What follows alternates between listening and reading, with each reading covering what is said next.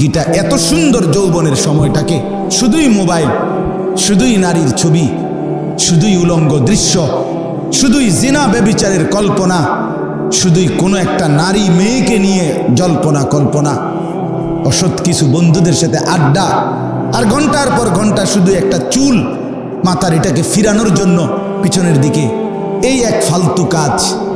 আহা বন্ধু, এটা সুস্থ স্বাভাবিক মানুষ হয় কেন? তুমি ইনসাফের সাথে, আমি তোমার বিবেকের কাছে ছেড়ে গেলাম।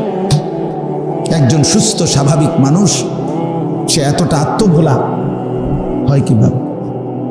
এতগুলো নারী দেখে শেষ পর্যন্ত টার্গেট কি, উদ্দেশ্য কি? সারা রাত উলঙ্গ ছবি দেখে পরে ফলাফলটা কি? এরপরে কি? সারাদিন বন্ধুদের সাথে আড্ডা দেওয়ার ফলাফল কি?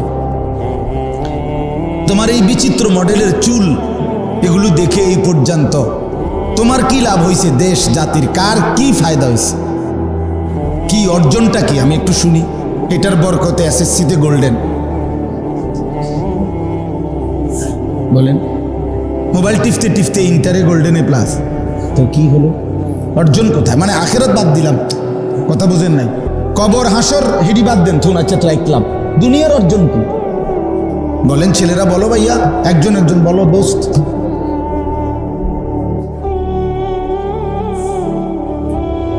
একজন একজন বলো না ভাইয়া, এর পরিণতি কি? আগুন ছাড়া, জাহান্নাম ছাড়া, জীবনের জিল্লতি ছাড়া, কষ্ট আর লাঞ্ছনা ছাড়া আর কি? ইন্নাল মুজরিমিনা ফি আযাবি জাহান্নামা খালিদুন। রব্বুল আলামিন বলে, নিশ্চয়ই পাপী নাফরমান জাহান্নামের আযাবেই থাকবে চিরদিন। লক্ষ কোটি বছর জাহান্নামী বারবার আল্লাহর কাছে জাহান্নামের আগুন থেকে একটু বিরতি চাইবে, বলবে মালিক 10টা মিনিট 20টা মিনিট আমার একটু বিরতি দেন। লা ইউফাত্তারু আনহুম, 1 সেকেন্ডের জন্য জাহান্নামীকে বিরতি দেয়া হবে না।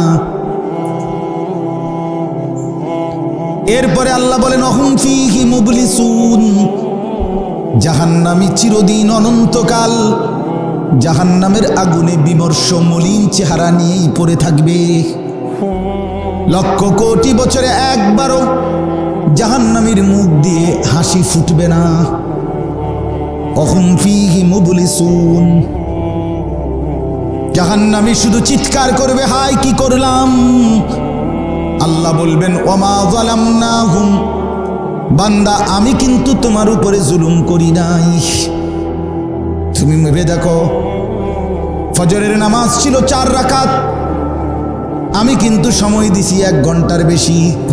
4 রাকাত পড়তে 1 ঘন্টা লাগে না, কেন পারলা না? জোহরের নামাজ ছিল বান্দা 12 রাকাত, আমি তো সময় দিয়েছিলাম 2-2.5 ঘন্টা। জোহরের ওয়াক্ত জোহরের ওয়াক্ত মনে করেন 12 রাকাত নামাজ পড়তে, জোহরের নামাজ সময় দিছে 6 মিনিট। এমন কথা বলেন না কেন? 6 মিনিট তো তাইলে আপনি কইতেন যে আপনি আমারে নামাজ দিলেন 12 রাকাত, সময় দিলেন হুদা 6 মিনিট। আমি আমার এটা শরীর নি, আমি কি মেশিন নি? কিন্তু কি কারণ? কি কারণ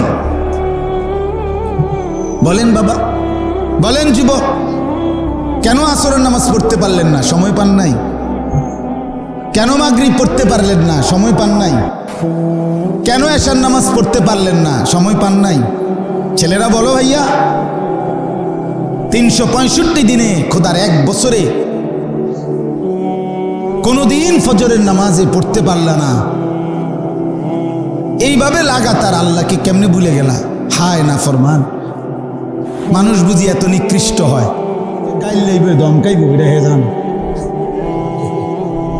শতকরা 90% ছাত্র ছেলেই জানে যে ধমকাইব, সত্য কথা বলবো।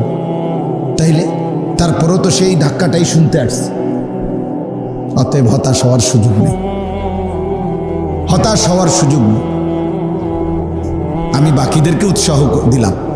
অনেক আলহামদুলিল্লাহ শ্রদ্ধেয় ওলামায়ে কেরাম আছেন, অনেক মসজিদের ইমাম সাহেবগণ আছেন, আপনাদের কাছে আমার বিনীত অনুরোধ, শতভাগ দিল নিয়া আল্লাহর জন্য আপনি বলতে থাকেন। ফলাফল হইতে পারে 30 বছর পরে মিলবে, 30 বছর মিলবে। আলহামদুলিল্লাহ, আমি তো সেই 2005 সন থেকে এই টুকটাক অল্প স্বল্প আল্লাহর কথা বলার সুযোগ আল্লাহ যে দুধ দিছেন বলতে থাকছি। তা আজকে 2024 পর্যন্ত আসে 19 বছর। 19 বছর পরের খবর এটা, কিন্তু আমি আল্লাহ তাআলার দয়ায় সর্বোচ্চ আন্তরিকতা নিয়ে বলার চেষ্টা করি। তো এই জন্য আমি বললাম, আমি অনেক আলেম ওলামা আপনাদের সবার কাছে অনুরোধ, মুসলমানের এই ছেলেদেরকে কে ফিরাবে বলে? মুসলমানের এই নতুন উঠতি প্রজন্ম, এদেরকে কে ফিরাবে? সবাই মিলে ভাবি জনপ্রিয়তা এটা ধোঁকা। কারো কথা শুনতে হয়তো 500 জন আসবে, কারো কথা শুনবে 5 জন, অসুবিধা কি? আমি বললে শুনবে কে? আরে বলেন কি আপনি? এই যে ধোঁকা, যে আমার এতটা জনপ্রিয়তা নাই, আমার এত মানুষ আমার কথা আসবে না।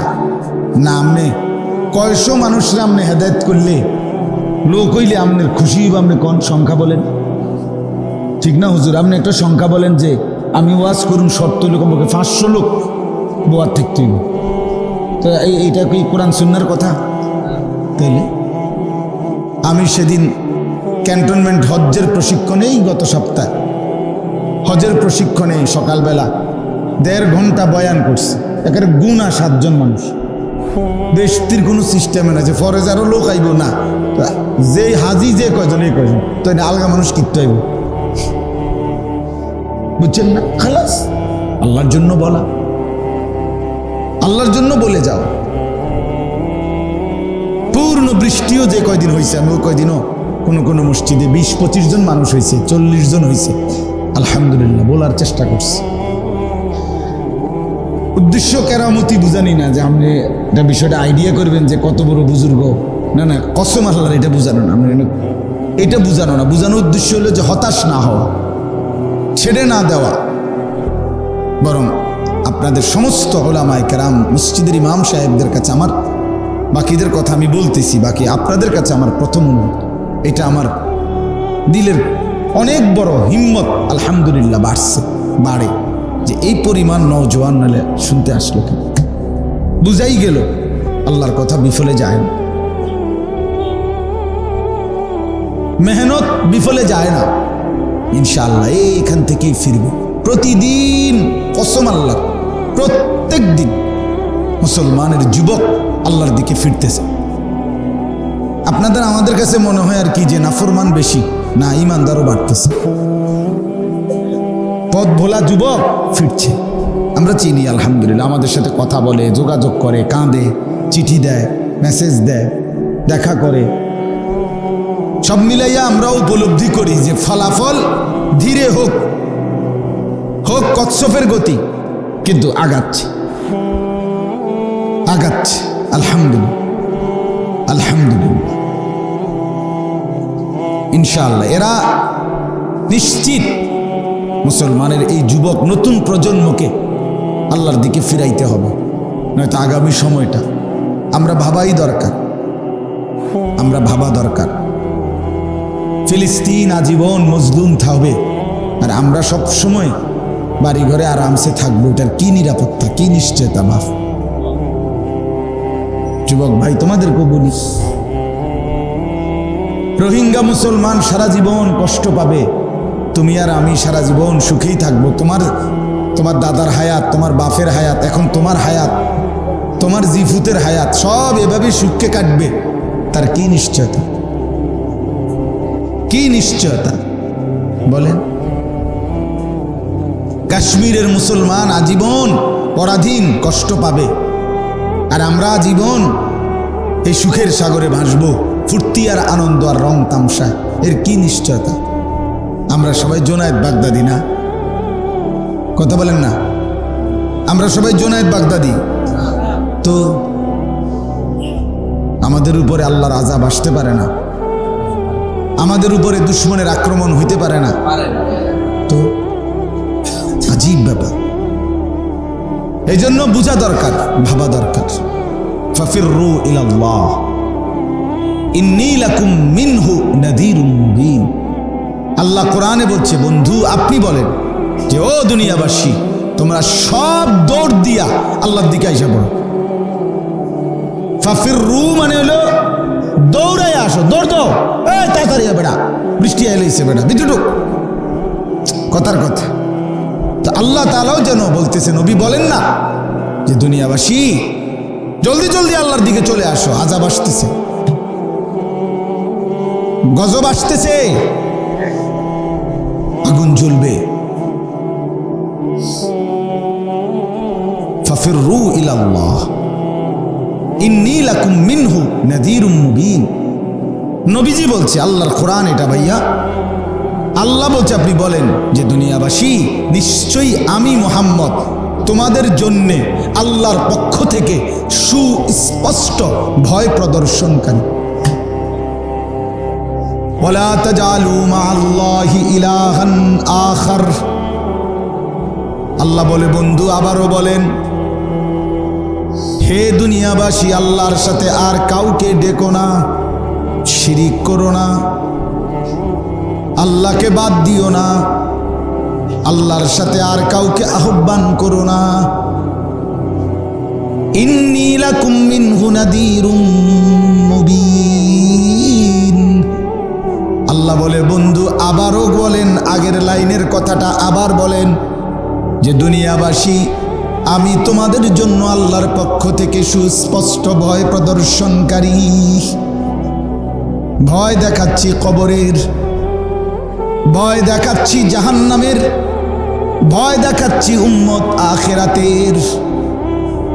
এজন্য যুবক বন্ধু, আমিও ভয় দেখাচ্ছি। মনে রাখো, সারা রাতের উলঙ্গ ছবি বিনিময়ে জাহান্নাম মিলবে।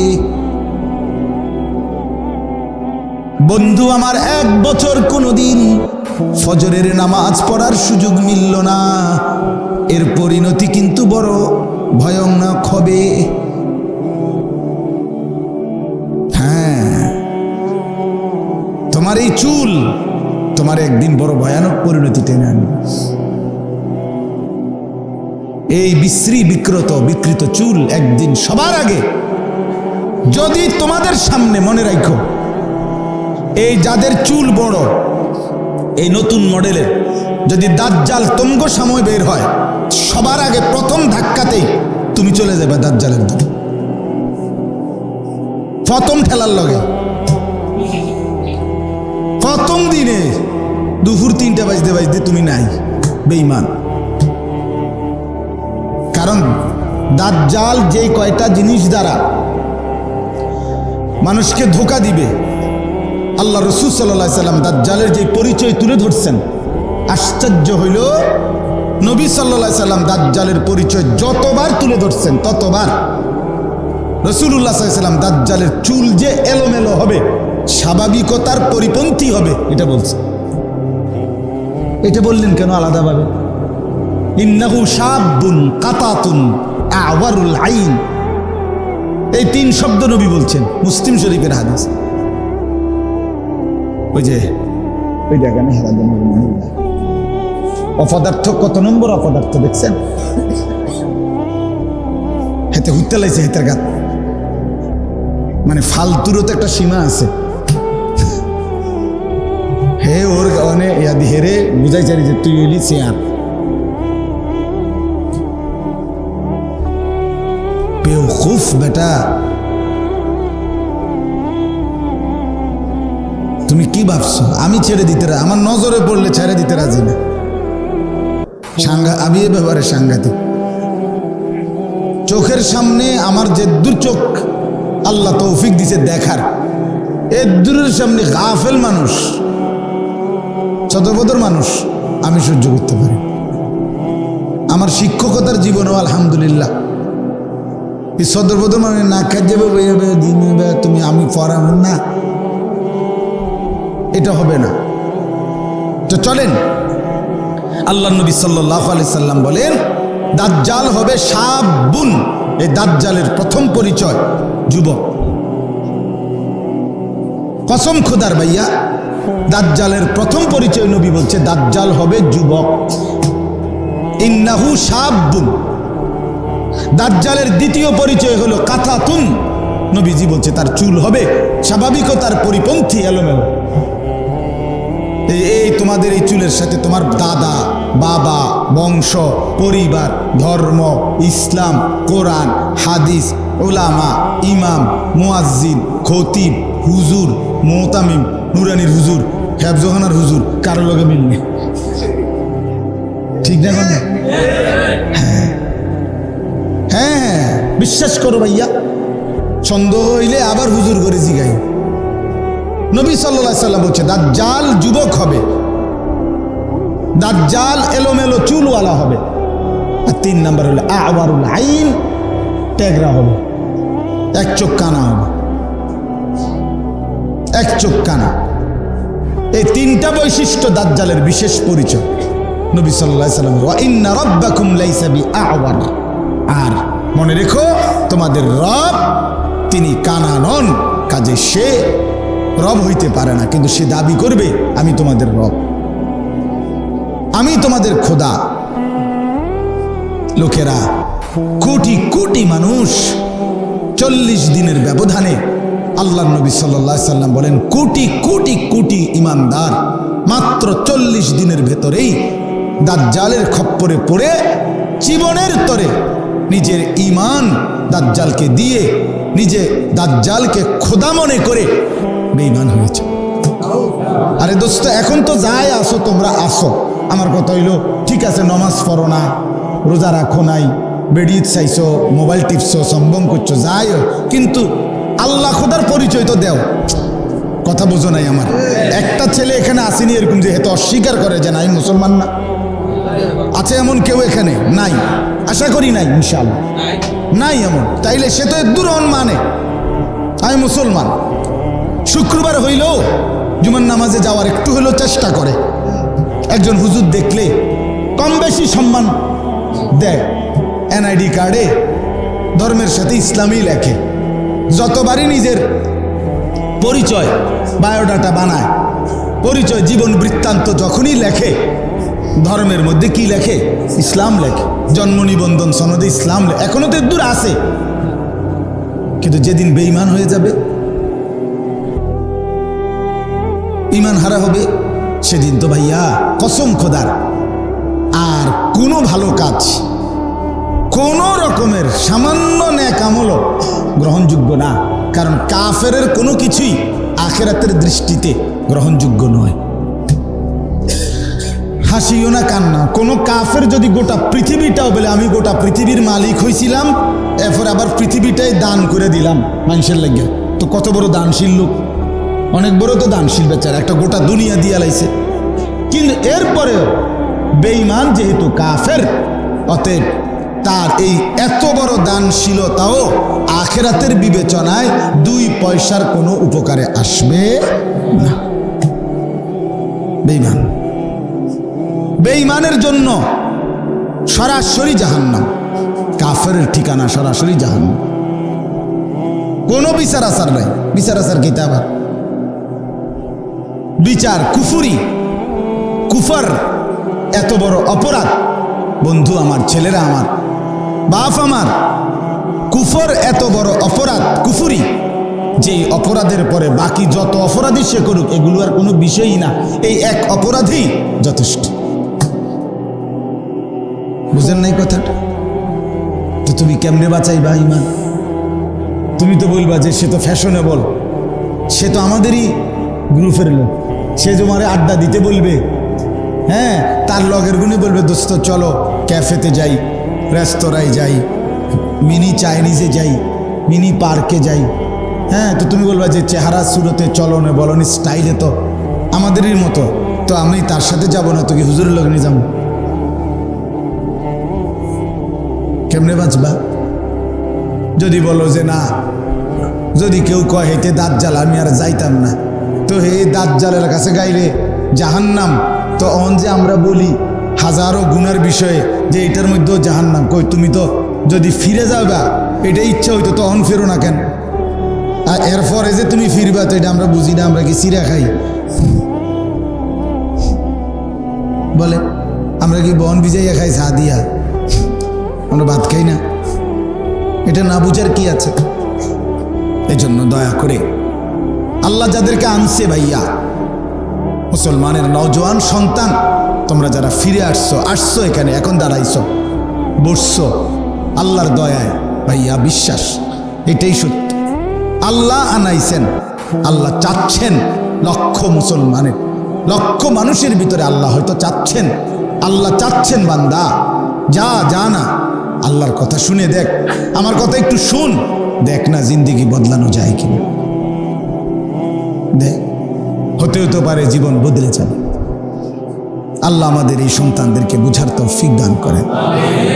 মুসলমানের নওজোয়ান ছেলে, আত্মপরিচয় বড় সম্পদ। দেখেন, কেউ যখন তার মা বাবার নাম বলতে পারে না, বংশ পরিচয় বলতে পারে না, তারে কিন্তু মানুষ খারাপ নজরেই দেখে, মানুষ সন্দেহ করে যে বৈধ সন্তান না অবৈধ সন্তান। ঠিক কিনা বলেন না? যে মুসলমান নিজের আত্মপরিচয় জানে না,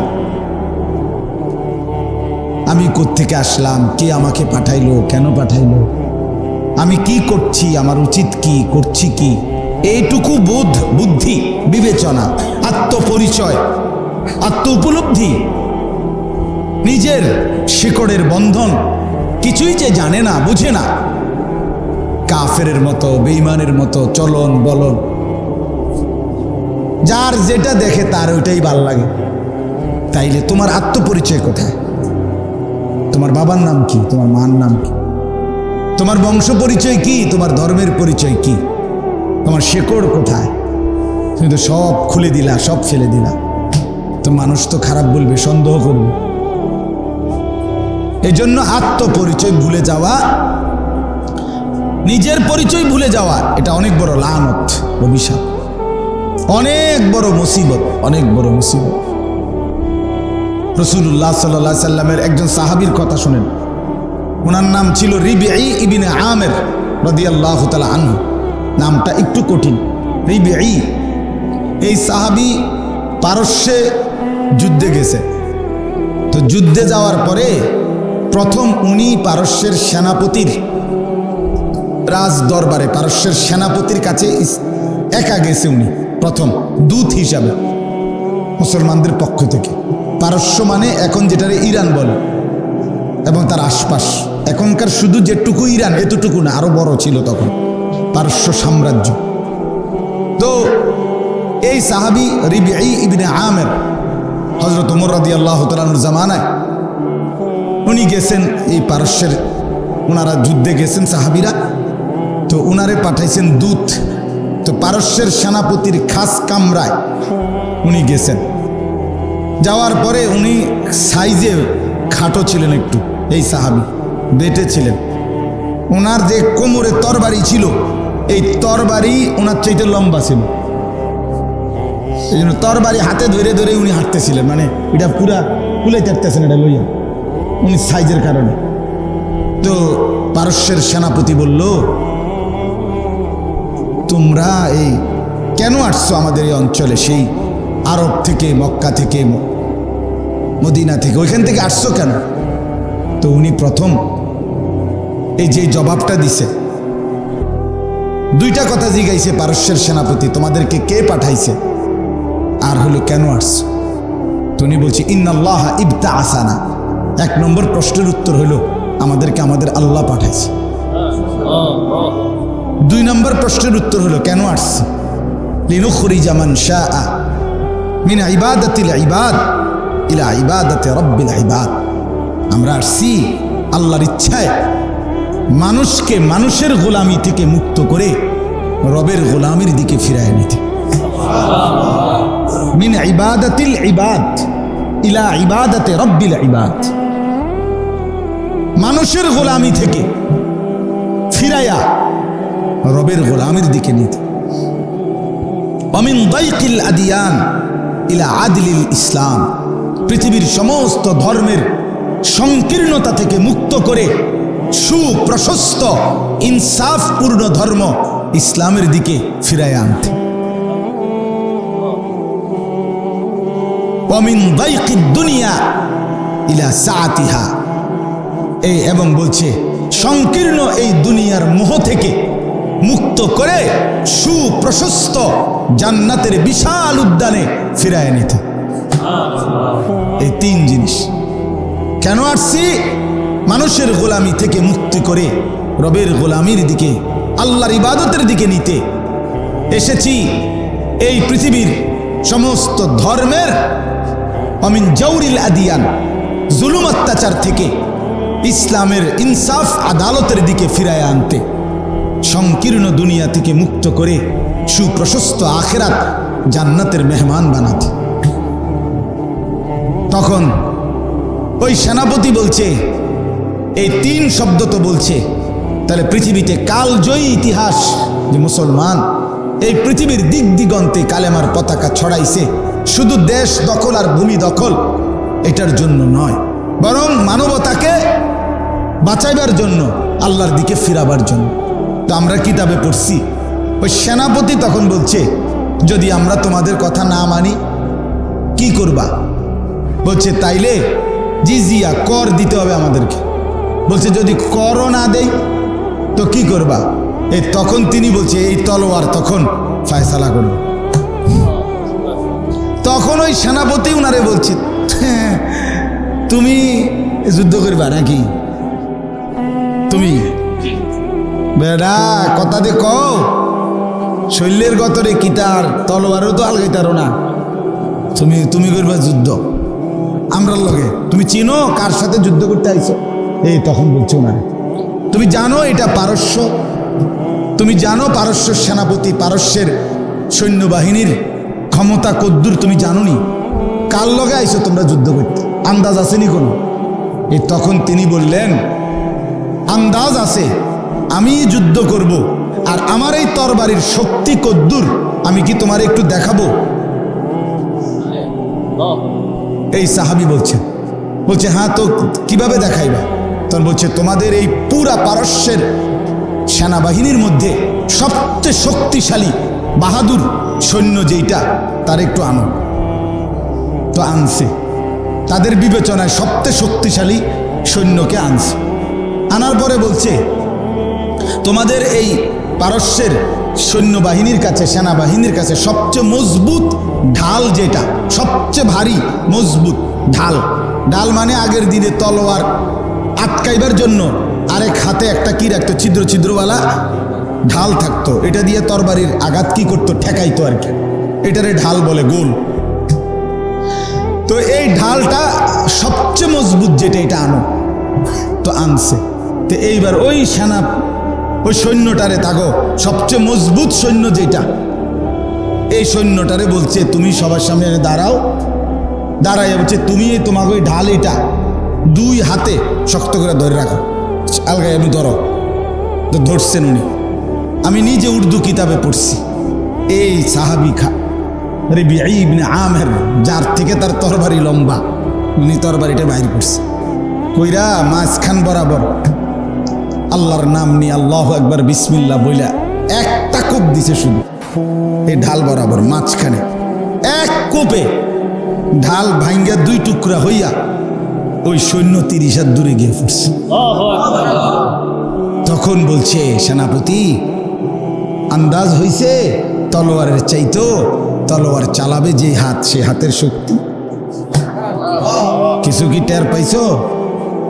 কে যুদ্ধ করবে এবার আন্দাজ হইছে? হযরত খালিদ ইবনুল ওয়ালিদ। এরপরে তিনি সেনাপতিকে বললেন, ওনাকেও জিজ্ঞেস করছে, খালিদ তুমি এই অল্প মানুষ নিয়ে আসছো এত বড় সাম্রাজ্যের বিরুদ্ধে যুদ্ধ করতে?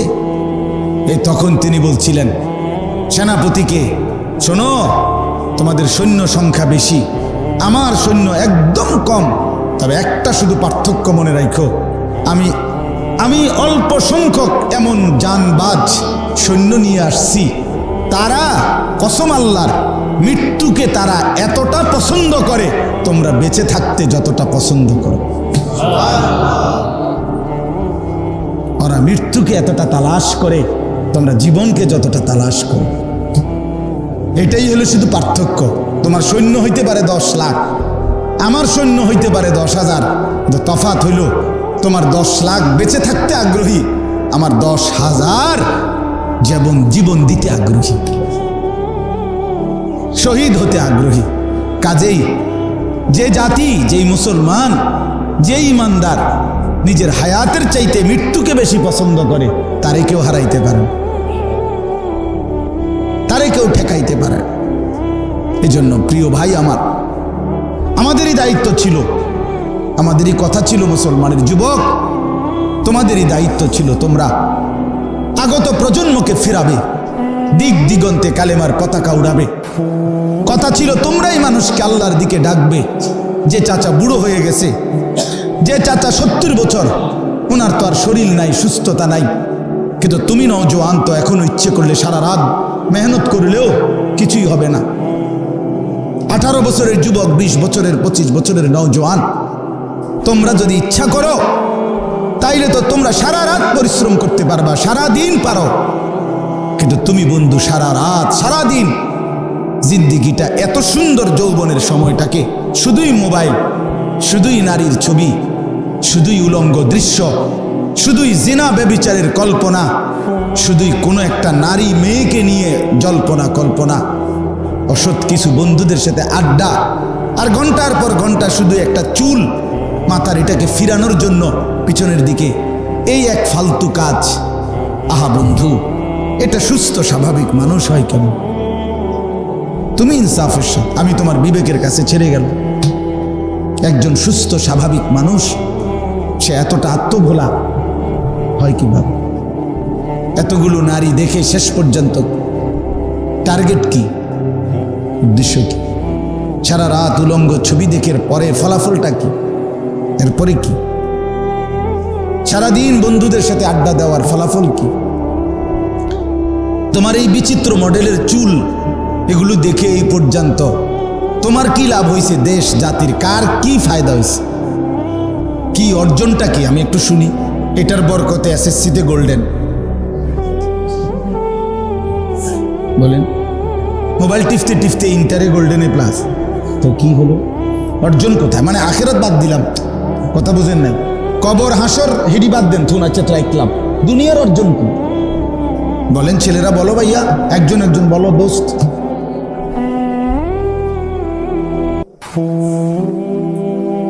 একজন একজন বলো না ভাইয়া, এর পরিণতি কি? আগুন ছাড়া, জাহান্নাম ছাড়া, জীবনের জিল্লতি ছাড়া, কষ্ট আর লাঞ্ছনা ছাড়া আর কি? ইন্নাল মুজরিমিনা ফি আযাবি জাহান্নামা খালিদুন। রব্বুল আলামিন বলে, নিশ্চয়ই পাপী নাফরমান জাহান্নামের আযাবেই থাকবে চিরদিন।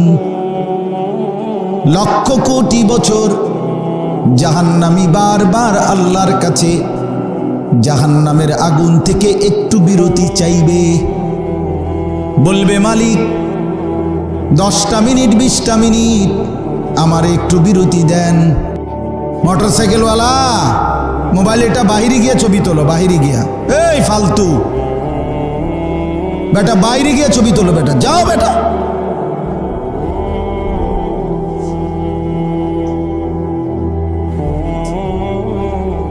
তো লক্ষ কোটি বার বলবে, আল্লাহ একটু বিরতি দেন জাহান্নামের আগুন থেকে, আমার 24 ঘন্টার মধ্যে 10টা মিনিট বিরতি দেন। আল্লাহ তাআলা বলেন, এই আয়াতের পরের আয়াত সূরা যুখরুফে আছে, লা ইউফাত্তারু আনহুম, 1 সেকেন্ডের জন্য জাহান্নামীকে বিরতি দেয়া হবে না। এরপরে আল্লাহ বলেন, অহুম ফীহি মুবলিসুন, জাহান্নামী চিরদিন অনন্তকাল জাহান্নামের আগুনে বিমর্ষ মলিন চেহারা নিয়েই পড়ে থাকবে।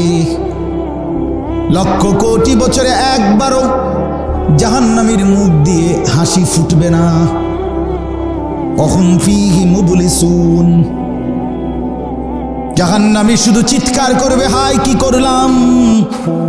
আল্লাহ বলবেন, ওমা যালামনাহুম, বান্দা আমি কিন্তু তোমার উপরে জুলুম করি নাই। তুমি ভেবে দেখো, ফজরের নামাজ ছিল 4 রাকাত, আমি কিন্তু সময় দিছি 1 ঘন্টার বেশি। 4 রাকাত পড়তে 1 ঘন্টা লাগে না, কেন পারলা না? জোহরের নামাজ ছিল বান্দা 12 রাকাত, আমি তো সময় দিয়েছিলাম 2-2.5 ঘন্টা। জোহরের ওয়াক্ত জোহরের ওয়াক্ত মনে করেন 12 রাকাত নামাজ পড়তে, জোহরের নামাজ সময় দিছে 6 মিনিট। এমন কথা বলেন না কেন? 6 মিনিট তো তাইলে আপনি কইতেন যে আপনি আমারে নামাজ দিলেন 12 রাকাত, সময় দিলেন হুদা 6 মিনিট। আমার এটা শরীর নি, আমি কি মেশিন নি? কিন্তু কি কারণ? কি কারণ বলেন বাবা, বলেন যুবক, কেন আসরের নামাজ পড়তে পারলেন না? সময় পান নাই। কেন মাগরিব পড়তে পারলেন না? সময় পান নাই। কেন এশার নামাজ পড়তে পারলেন না? সময় পান নাই। ছেলেরা বলো ভাইয়া, 365 দিনে খোদার 1 বছরে কোনদিন ফজরের নামাজে পড়তে পারলা না, এইভাবে লাগাতার আল্লাহকে কেমনে ভুলে গেলা? হায় না ফরমান। মানুষ বুঝি এত নিকৃষ্ট হয়? মুসলমান বুঝি এত বড় জানোয়ার হয়? মুসলমান এত বড় হাইওয়ান কেমনে হয় যে 1 বছরে কোনোদিন তার একবারও মনে পড়লো না ভোরের আলো কেমন, ভোরের আকাশ কেমন, ভোরের ফজরের আজান কেমন? হায় আল্লাহ, রীতিমতো এটা গবেষণার বিষয়। ভেবে দেখেন, ওই বাপ কেমনে ঘুমায়, ওই মা কেমনে ঘুমায়, ওই ঘরের মানুষগুলো কেমনে রাত কাটে, কেমনে সকালবেলা জেগে ওঠে, কেমনে এরা কিভাবে পরিচয় দেয় তারা মুসলমান, যারা বছরের পর বছর দিনের পর দিন কখনোই ছেলে মেয়ে নারী পুরুষ ফজরের নামাজ পড়ে না। আহা,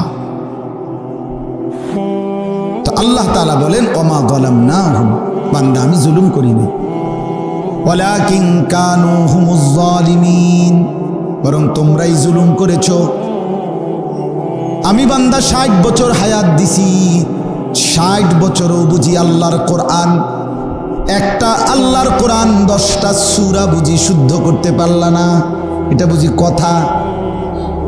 চাচারা আপনাদেরকে বলি, এটা তো আশ্চর্য বিষয়। আমি শুধু এইটা বলার কারণে এই দাওয়াতটা ডেটটা দিছি। এই বলছে শুধু যেটা বয়স্কদের জন্য কোরআন শিক্ষা। কসম, আমি আশ্চর্য লাগছে, এটা শুনেই ভাল লাগছে, শুনেই ভাল লাগছে আমার কাছে। এই জন্য আরে মুরব্বীরা 40 বছর 45 বছর যাদের বয়স, মধ্যবয়সী কিংবা বয়স্ক লোক, 40 বছর হায়াত পাইয়া 40 বছরে 365 দিন করে গুনলে কতগুলো দিন, 60 বছরে কতগুলো দিন, এত লম্বা হায়াত পেয়েও আল্লাহর কোরআন, যেই জবান আল্লাহর দেওয়া, যেই শব্দ উচ্চারণের শক্তি আল্লাহর দেওয়া, আহা যে লোকটা বোবা, সে কত কথা বলতে চায় কিন্তু কিছু বলতে হবে। আমার বাসার পাশে একটা ছেলে আছে, বিশ্বাস করেন তার চেহারাটা এত সুন্দর, চাঁদের মতো চেহারা। এরকম 12-14 বছর ছেলেটার, 12 বছর হইব, পোলাটা এত সুন্দর, এত মায়ার চেহারা তার, তাকাইলে মানে যে কেউ আদর করতে মন চাইবে, তাকে মাথায় হাত বুলাই দিবে। কিন্তু ছেলেটা বোবা, কথা কইতে পারে। আমি কত সময় দেখি সে যে আমারে দেখলো এমন এমন করে, মানে কি যে কইতেছে তার ভিতরটা ছিঁড়া যাইতেছে।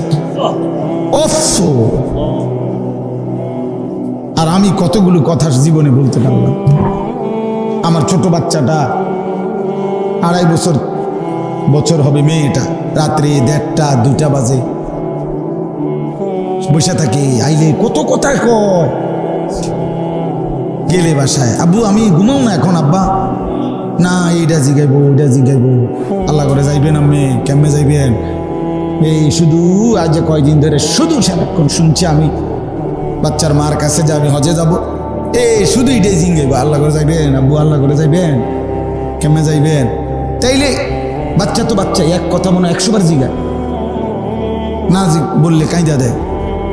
যে মানুষটা কথা বলতে পারে না, সে জীবনে তার কত স্বপ্ন কত আবেগ বলতে পারেনি। যে চোখে দেখে না, হ্যাঁ, যে চোখে দেখে না, সে পৃথিবীর এই রং, কত কিছু বৈচিত্র্যময় এই পৃথিবীতে, কত আয়োজন আল্লাহর, গাছপালা, তরু লতা, বৃক্ষ, আসমান জমিন, নারী পুরুষ, হাসি কান্না, রং বেরং, কিছুই তো দেখে না। আমার মাদ্রাসায় গতকালকে বাংলাদেশের একজন আন্তর্জাতিক হাফেজ, বহির্বিশ্বে প্রায় 3 বার আন্তর্জাতিক পুরস্কার প্রাপ্ত, বিশ্বের 70-75টা দেশের সাথেও পুরস্কার পাইছে, অন্ধ একজন হাফেজ, একেবারে অন্ধ, তানবীর, হাফেজ তানবীর, এলা আমাদেশে আসছে গতকালকে, অনেক আর আগের দিন আসছে, গতকালকে দুপুরবেলা গেছে, রাত্রে ছিল। পড়া শুনলে কোরআন শরীফ কলিজা ঠান্ডা। আমি তখন বললাম, হায় চোখের মানুষরা, চোখওয়ালারা, এরার সামনে যদি ফেরেশতা আল্লাহর কাছে এগোরে, এই অন্ধ যারা কোরআন হাফেজ, অন্ধ যারা আল্লাহর কোরআন শুদ্ধ পড়ে, তারারে দাঁড় করাইয়া দিলে, আল্লাহ যদি, ফেরেশতা যদি বলে, আল্লাহ এই চোখওয়ালা যাদের কোরআন শরীফ অশুদ্ধ, এগোরে একটু শুধু জিগান যে এই অন্ধ লোকটা যদি আল্লাহর কোরআন এতটা সুন্দর করতে পারে, এদের জবাব কি? হ্যাঁ, কি জবাব? স্কুল পড়ুয়া ভাইয়া, তুমি কি জবাব দিবা? কি ব্যস্ততার কারণে আল্লাহর কোরআন পড়তে পারো নাই? বাংলা, অঙ্ক, ইংরেজি, পদার্থ, জীববিজ্ঞান, রসায়ন বিজ্ঞান, এইটা তোমারে এইভাবে ডুবাইয়া দিল, মানে বুঝাইয়া দিল, তোমার দিলে বসাইয়া লাইল, যার কারণে 14 বছর পড়ালেখা করলা, একেবারে অনার্স মাস্টার্স সহ ধরলে তো 16, 17, 18 বছর। এত লম্বা হায়াতে তুমি তোমার মালিকের, যার দেওয়া জবান, যার দেওয়া চোখ, যার দেওয়া হাত, যার দেওয়া শক্তি, যার দেওয়া আসমান, যার দেওয়া জমিন, তার কথা, তার কালাম পড়তেও পারো না। এ কথা দিলের মধ্যে একটু আফসুসও আসলো না? আহা চাচারা, আপনারা হায়াতের লাস্টের টাইমটা আপনাগরে কে বুঝাইয়া দিল যে শেষ বয়স মানে চা দোকানের জন্য? বলে শেষ বয়স আল্লাহ তাআলা যাকে লম্বা হায়াত দিছে, তাকে শুধু চা দোয়ানে, বন বিড়ি আর চা আর টেলিভিশনে নাচ গান আর পরের গীবত বদনাম, এই জন্যই তো শেষ হায়াতটা না? শেষ বয়স আল্লাহ এই জন্যই দিছিল নাকি? আমাদের মুরব্বীরা, মাঝ বয়সীরা বছরের পর বছর, দিনের পর দিন হায়াতের এই শেষ টাইমটা চা দোয়ানদার লিজ দিয়ে লেছে, ডাইরেক্ট শুধু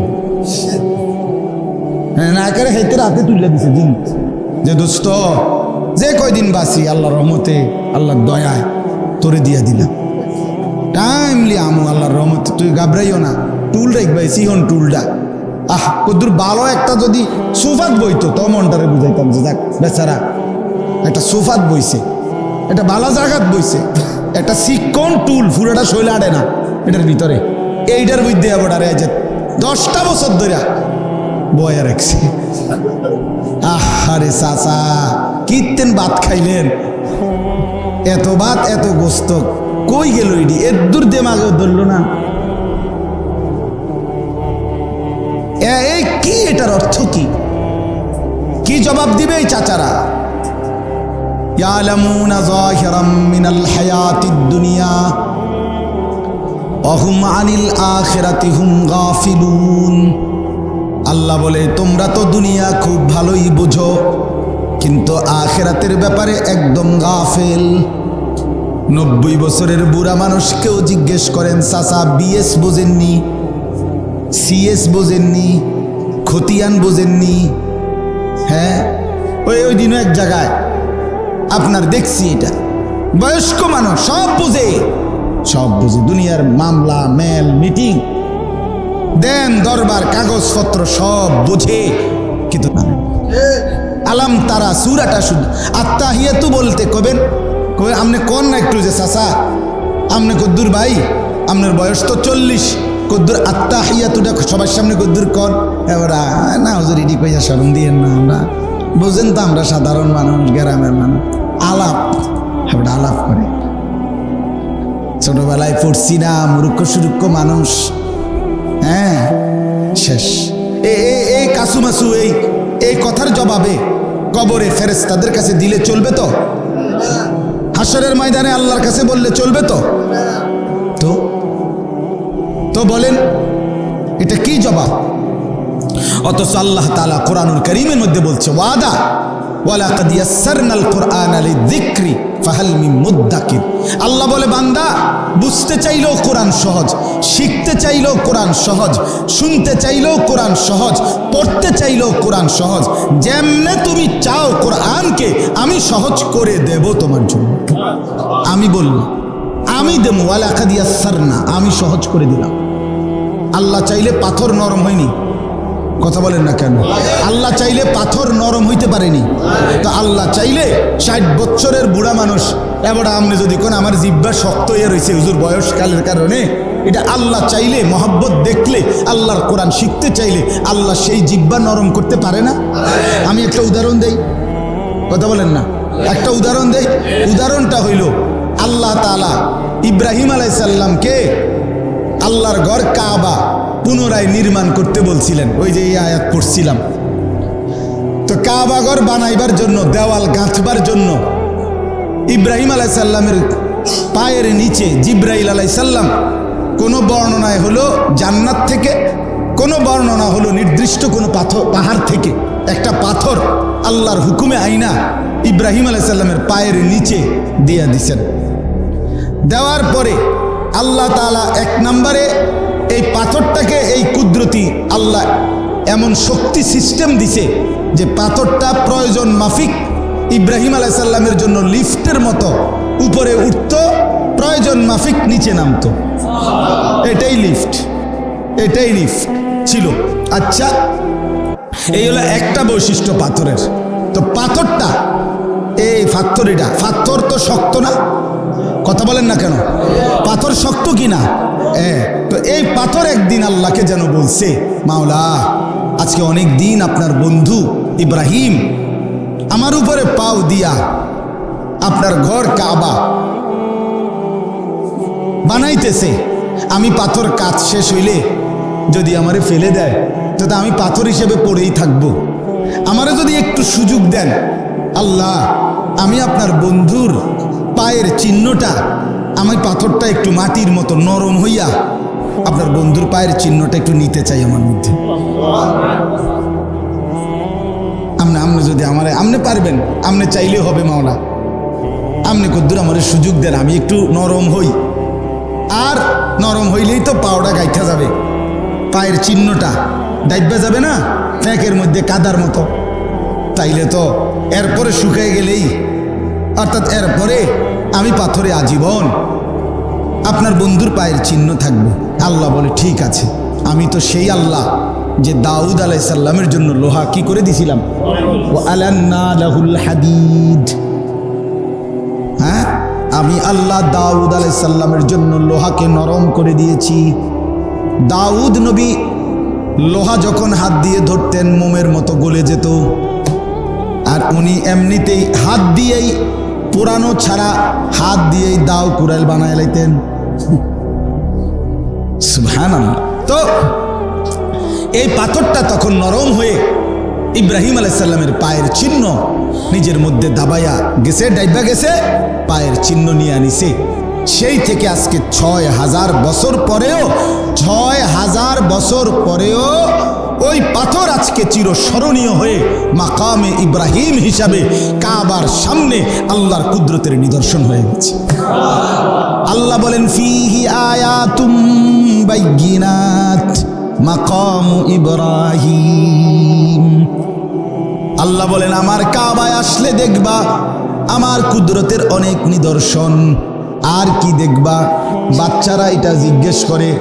বাচ্চাকে যদি বলেন অমুক জায়গায় বেড়াইতে নিয়ে যাব, ঘুরতে নিয়ে যাব, বাচ্চা বলবে কি দেখব? যদি বলেন হাতি দেখবা, আর কি দেখব? ঘোড়া দেখবা, আর কি দেখব? পাখি দেখবা। তো রব্বুল আলামিন বলেন বান্দা আমার কাবা আসলে অনেক কুদরতের নিদর্শন দেখব, দেখাবো। আল্লাহকে যেন বললাম আল্লাহ কি দেখাবেন, একটা দুইটা বলেন না। আল্লাহ বলে প্রথমটাই বললাম মাকামে ইব্রাহিম দেখাবো। ইব্রাহিমের পায়ের চিহ্নওয়ালা সেই পাথর দেখাবো বান্দা, যে পাথর দেখলেই তুমি বুঝবা শক্ত পাথর আমি আমার কুদরতে কেমনে নরম হয়। তাহলে পাথর যদি নরম হয় তো আপনার জবান, আপনার জিহ্বা নরম হবে না কেন? কথা বলেন না কেন? আল্লাহর কাছে চাইলে আল্লাহ তাআলা দিতে পারে না? আপনাদের কাছে হাত জোড় করে অনুরোধ, মেহেরবানি করে এই এলাকার চাচারা, বাবারা, এই এলাকার মাঝবয়সীরা, স্কুল কলেজ পড়ুয়া ছেলেরা, বাপ আল্লাহর কোরআন শিখাবার জন্য আপনাদেরকে তারা ইন্তজাম করছে। এরপরও যদি আপনারা না শিখেন, বিশ্বাস করেন আপনারা অন্যদের চাইতেও কবরে বেশি কষ্ট পাবেন। এটা মনে রাখেন আমার কথা। যার ইন্তজাম ছিল না সে তো একটু কোনো নয়সয় কইতে পারব, কিন্তু যার জন্য ব্যবস্থাপনা ছিল, ঘর ছিল, ডাকছে, আহ্বান করছে, বলছে, এরপরও সে পাত্তা দিল না, তো এই গাদ্দারির ফলাফল কিন্তু খারাপ হবে।